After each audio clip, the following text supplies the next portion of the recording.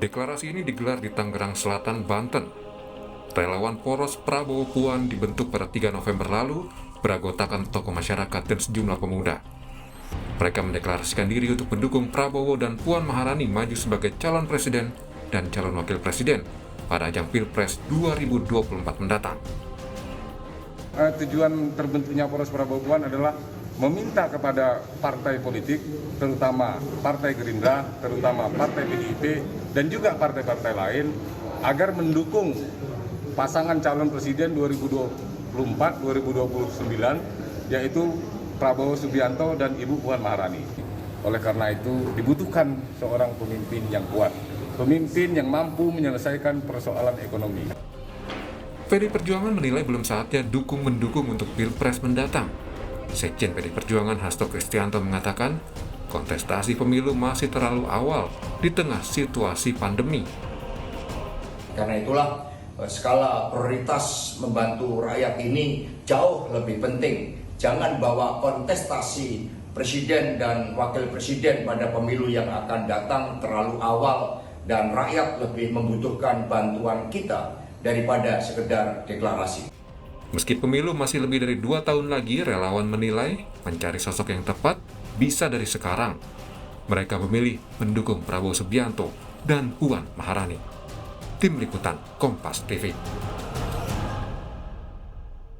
Lebih lengkapnya apa alasan relawan memilih Prabowo dan Puan untuk Pilpres nanti dan bagaimana peluang keduanya, kita bahas bersama dengan Koordinator Dewan Presidium Nasional Poros Prabowo Puan, Andianto, dan Direktur Riset SMRC, Denny Irvani. Selamat sore Mas Andianto, Mas Denny.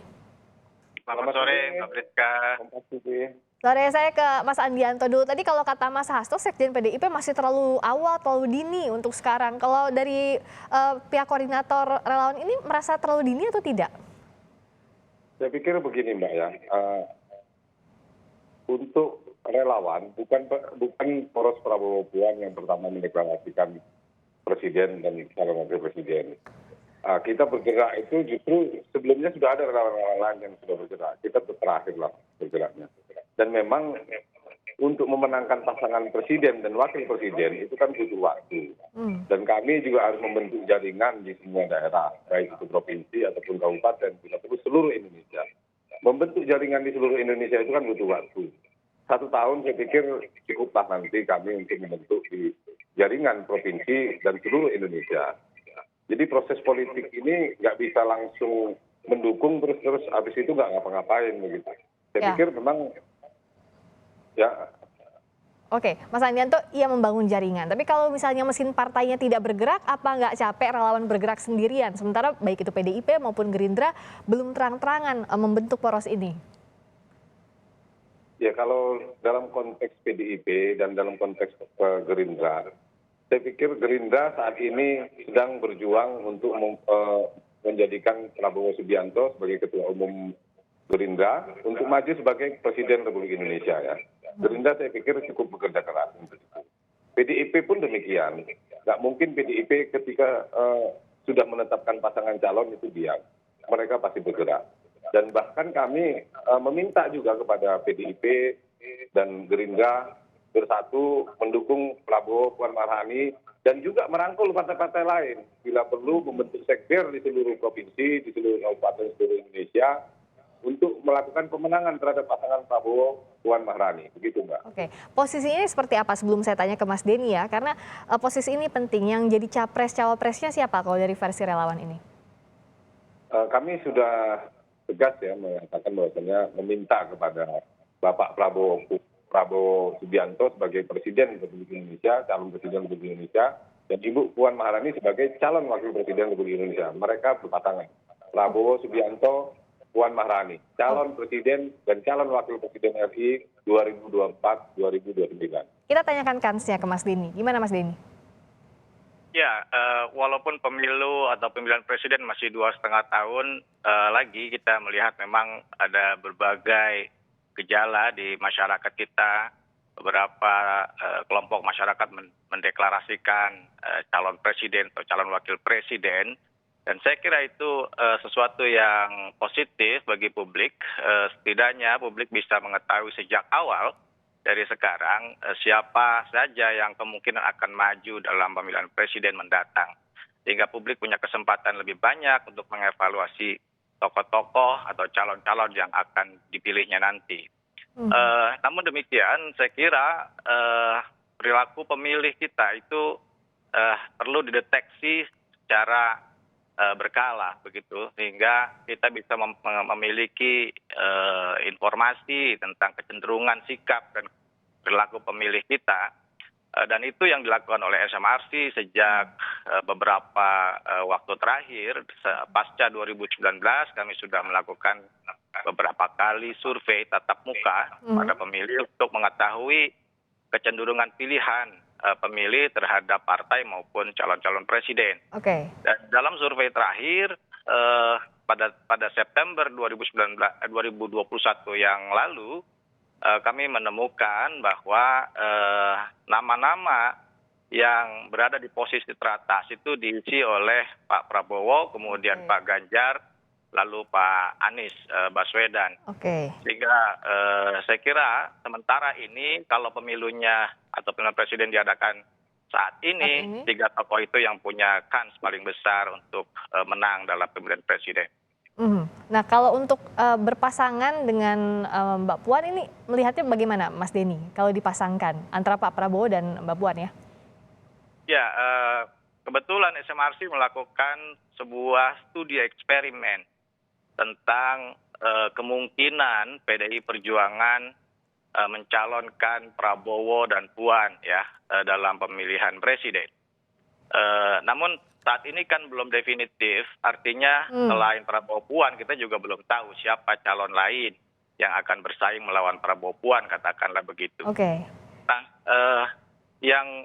yang penting dilihat dalam temuan survei adalah adanya satu tokoh yang merupakan kader PDI Perjuangan yang juga memiliki tingkat popularitas maupun elektabilitas yang tinggi, yaitu Pak Ganjar Pranowo.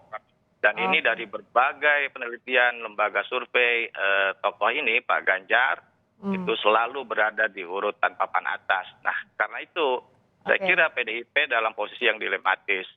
Apakah akan mendukung Puan atau Prabowo Puan atau Pak Ganjar. Nah, untuk menguji betul. apakah Mengujinya gimana ini? Pasangan Prabowo Puan itu melawan Pak Ganjar, katakan begitu. Kalau Pak Ganjarnya tidak didukung oleh PDIP ya, tapi dicalonkan oleh partai lain, bagaimana kansnya? Kan kira-kira begitu. Nah, temuan kami dalam survei eksperimen menunjukkan bahwa Ganjar tetap memiliki elektabilitas yang tinggi, yang kuat, bahkan ada kecenderungan bisa unggul atas Prabowo Puan kalau pemilihan presiden dilakukan ketika survei itu diadakan pada September yang lalu. Saya tanyakan ini ke Mas Andianto, survei sementara SMRC yang terakhir. Halo? Ya, Mas Andianto. Tadi gimana tanggapannya saat Mas Denny menyampaikan kalau dipasangkan Prabowo Puan tapi ada nama Ganjar, ya bisa jadi juga Pak Ganjar punya elektabilitas lebih baik. Nah, membaca peluang ini seperti apa meskipun kita tahu ini kan baru tren sampai saat ini ya? Begini, sah-sah saja politisi, akademisi, lembaga survei melakukan penilaian terhadap pasangan calon. Tapi bagi kami, Dewan Presidium Nasional Poros Prabowo Puan mengajukan pasangan presiden dan calon wakil presiden untuk Prabowo Puan dan Ibu Puan Maharani, itulah harga mati. Itu yang pasangan Prabowo dan Ibu Puan Maharani menjadi pasangan yang harus kami perjuangkan. Ini adalah aspirasi masyarakat. Ini adalah aspirasi dari seluruh masyarakat Indonesia dan seluruh tokoh pemuda. Saya pikir kami akan bekerja keras dalam rangka memenangkan pasangan Prabowo Subianto dan Ibu Puan Maharani. Nah, kalau Mas Denny melihatnya memasang-masangkan siapapun itu ya capres-cawapresnya, untuk saat ini apa yang bisa jadi dampak elektoralnya? Apakah memang bisa testing the water juga sampai saat ini, bagaimana kansnya atau seperti apa Mas Denny melihatnya? Ya, saya kira itu salah satu strategi yang dilakukan oleh para politisi maupun tokoh-tokoh masyarakat untuk melihat, karena pemilu kan masih jauh, sehingga kita masih bisa mengkalkulasi ulang Ya, berdasarkan berbagai treatment yang dilakukan oleh para tokoh maupun masyarakat. Memasangkan misalnya Prabowo Puan, saya kira itu juga sah-sah saja. Itu salah satu aspirasi publik yang harus kita hormati. Namun tentu saja sebuah aspirasi politik semacam ini harus diikuti oleh kerja politik yang sistematis ya. ya. Dan masih harus mengkalkulasi bagaimana konstelasi yang akan terjadi, siapa calon yang akan dilawan oleh Prabowo Puan.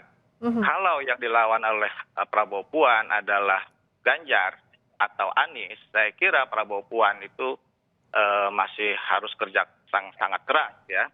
Karena apa? Karena tokoh-tokoh lain selain Pak Prabowo, Pak Ganjar dan Pak Anies itu kan tingkat kedikenalannya masih lebih rendah. Kalau Pak Prabowo itu sudah hampir semua orang tahu Pak Prabowo. Oke. 98% dari pemilih nasional saat ini sudah tahu Pak Prabowo.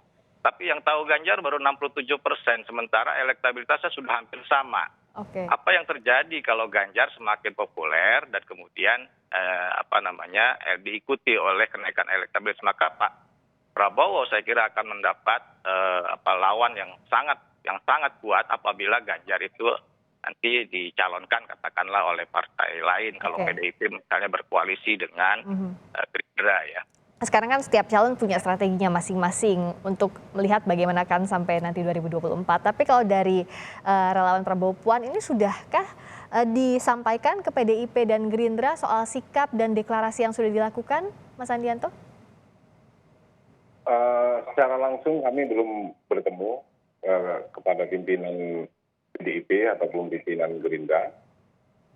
Ini aspirasi dari kami dan kami meminta kepada petinggi Partai PDIP, petinggi Partai Gerindra untuk mengusung Bapak Prabowo Subianto dan Ibu Puan Maharani sebagai pasangan calon presiden dan calon wakil presiden 2024-2029. Dan kami yakin untuk Partai PDIP sendiri itu akan sangat patuh kepada Ibu Megawati sebagai Ketua Umum Partai PDIP.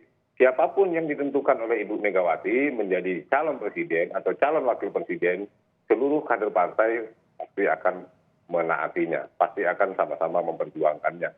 Nah, kekuatan perpaduan antara Prabowo Subianto dan PDIP ini menjadi kekuatan yang sangat besar, yang bisa berpotensi sangat besar juga untuk menang dalam putaran Pilpres 2024-2029. Oke. Nah, kita akan lihat dulu bagaimana pernyataan dari Partai Gerindra lewat Wakil Ketua Umumnya Habibur Rahman. Berikut ini kita akan tampilkan dulu soal bagaimana PDIP dan Gerindra kansnya, karena tadi meskipun belum resmi disampaikan ke partai, tapi sikap partai juga patut kita lihat. Kalau kata Habibur Rahman, Wakil Ketua Umum Partai Gerindra, deklarasi hak konstitusional warga negara yang tidak bisa diintervensi siapapun. Terkait dengan Prabowo yang dideklarasikan, kami menghargai, namun untuk pasangan Gerindra, kami punya tradisi menunggu keputusan di tingkat DPP. Jadi masih menunggu keputusan di tingkat DPP, PDIP juga demikian. Saya tanyakan dulu ke Mas Andianto. Gimana, Mbak? Ya, tadi kalau kata Pak Habibur Rahman, tunggu dulu keputusan di tingkat DPP. Hampir sama kayak PDIP berarti ya. Dan relawan sudah siap, apapun nanti hasilnya. Ya, saya pikir begini. Ini kan aspirasi dari bawah ya, aspirasi dari tokoh masyarakat, tokoh pemuda. Nah, saya yakin dengan kuatnya aspirasi dan terbukti kita kemarin melakukan deklarasi cukup meriah, disambut semua masyarakat Banten. Ini akan didengar ya, aspirasi kami ini akan didengar oleh Ibu Megawati ataupun Prabowo Subianto. Dan saya yakinnya Bapak tahun 2024 Bapak Prabowo Subianto dan Ibu Puan Maharani akan menyatu menjadi pasangan calon presiden dan calon wakil presiden. Oke. Begitu, Mbak. Nah, kalau dari Mas Denny gimana soal ini? Jadi apakah memang harus menunggu dulu keputusan tingkat DPP manapun partainya, salah satunya PDIP dan juga Gerindra? Ya, tentu saja sesuai konstitusi calon presiden itu harus dicalonkan oleh partai politik, sehingga apapun aspirasi publik masih harus menunggu bagaimana partai-partai itu menentukan keputusan politiknya. Namun demikian, aspirasi publik ini menurut saya suatu yang positif. Bukan hanya pada pendukung Prabowo Puan, tapi kita juga melihat ada pendukung Ganjar, pendukung Anies, bahkan pendukung Ridwan Kamil. Saya kira di beberapa wilayah juga ada yang menyatakan dukungan secara terbuka. Oke. Itu adalah sinyalemen bahwa publik sudah mulai memperhitungkan bagaimana pemilihan presiden ke depan itu seharusnya diisi oleh siapa, kira-kira begitu. Oke, mohon singkat-singkat saja masing-masing, Mas Andianto juga Mas Denny. Jadi sekarang stepnya apa yang harus dilakukan oleh Pak Prabowo dan juga Mbak Puan maupun relawan dan juga calon-calon lainnya? Saya ke Mas Andianto dulu. Singkat saja silakan. Dalam waktu dekat kami akan terus mendeklarasikan pasangan poros Prabowo Puan di beberapa provinsi. Ke depan sudah ada 10 provinsi yang siap untuk dideklarasikan. Dan kami juga menghubungi rekan-rekan kita yang ada di luar negeri, beberapa teman-teman di luar negeri juga akan melakukan deklarasi. Kita tunggu aja, Mbak. Kami bergerak real. Kami bergerak dan ditunggu deklarasi yang lainnya begitu ya. Kalau dari Mas Denny gimana? Ya, setiap calon itu harus mempertimbangkan atau memperhatikan bagaimana penilaian publik terhadap mereka masing-masing. Kita harus lihat apakah pemilih itu melihat para tokoh sebagai tokoh yang diinginkan sebagai calon presiden atau tidak. Apakah memenuhi syarat-syarat yang diinginkan oleh publik atau tidak. Syarat yang paling penting harus dipenuhi adalah seorang calon presiden atau wakil presiden itu harus punya integritas.